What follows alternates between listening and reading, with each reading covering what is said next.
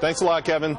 Hey, let's go up to Reince Priebus. He is the chairman of the RNC, and he joins us from Coral Gables, Florida, where the GOP candidates will be debating later on tonight. Thanks a lot for taking out the time.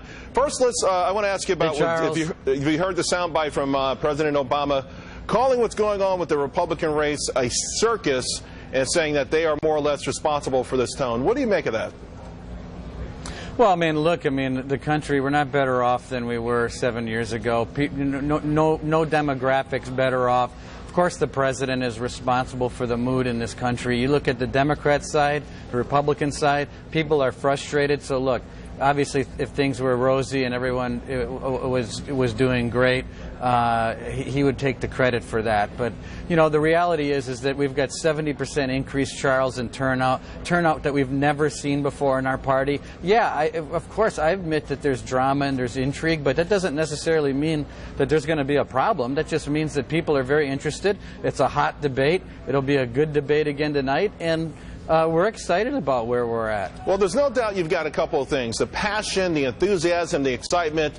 And, you know, obviously Donald Trump leading the way there, but these other guys are generating a lot on their own. You know, there have been states where we've seen 60–50% turnout, and someone else has won, like a Ted Cruz. So I understand that point, right. But I think some are saying, what about, for instance, the tone of the way the candidates are talking to each other, particularly in a debate setting? Well, look, I think there's been a lot of talk about that the last few days. I've been out there, Charles. I agree. I think you got to keep this thing at a G or a PG rating. And I think that's the candidates acknowledge that. I do think that the debate a week ago went a little too far, and I think everyone sort of acknowledged that. And I think we'll have a little reset here tonight and get on track with some of the rhetoric and the comments. And I think that's important for our party. I agree with that. A couple of hours ago, Senator Mike Lee, as he was endorsing Ted Cruz, suggested that Marco Rubio drop out of the race. I don't know if there are any sort of unwritten rules about that kind of thing, but it was a little shocking to hear him ask his colleague to drop out and back Ted Cruz. What do you make of this situation where you've got a lot of folks saying who should join, who should get out, who should stay in? Are they going too far? Is a sitting senator going too far by doing that?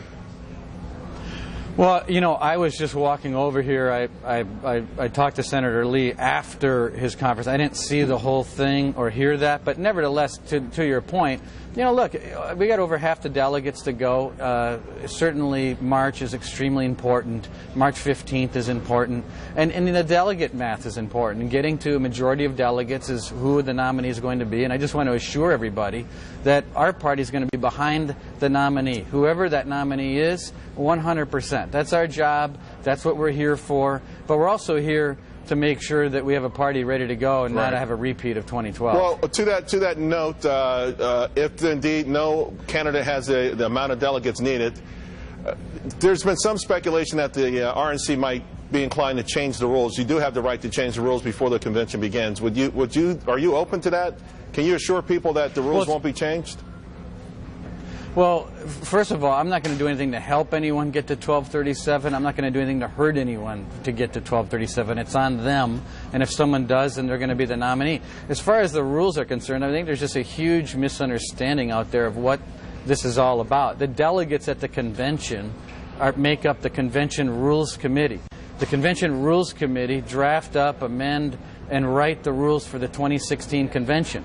The convention rules that exist for the actual convention are the 2012 convention rules. So the whole purpose of a rules committee at a convention is to write the rules. Right. So I don't know why people are concerned that a rules committee is going to write rules. Yeah, I just guess if that's what they do. Yeah. People would have appreciated perhaps if you guys had rewritten the rules before this started as opposed to right before the convention. A lot of people are going to be sore. I do want to ask you about the lawsuit, Reince, this lawsuit with Hillary Clinton and those emails. You at one point said you would not politicize this. We know the FBI is still investigating it. Attorney General Loretta Lynch has said they're going to investigate it. Are you politicizing it now with this lawsuit? Well, first of all, no, because everything that we're seeking, no one else is seeking. So no one else is asking for the things that we're asking. So it is a unique FOIA request that no one else has out there. And no one else has requested. And secondly, as a plaintiff in a multi-plaintiff type situation, we have a right to ask for documents just like you would, or Fox, or anyone else. We have a right to get them. But as far as, let me go back to your question on rules.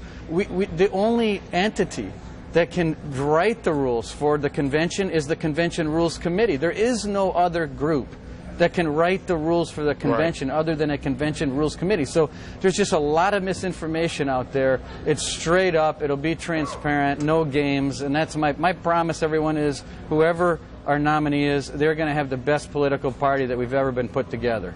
Well, of course, you know, last night Hillary Clinton said she's not going to be indicted. We only have a couple of seconds left. Can you tell me exactly what you're looking for that nobody else is looking for?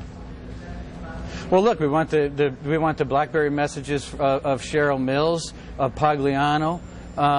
Those are two things that we're asking for, and there's a couple other employees in there as well that haven't been named from other people. Reince Priebus, I got to tell you, buddy, it's been baptism by fire, so I'm pretty sure you've brushed up on all of the existing rules right now. Good luck, and we'll be watching the debates. Thanks a lot. Thank you. You bet. Thank you. All right, see you again soon.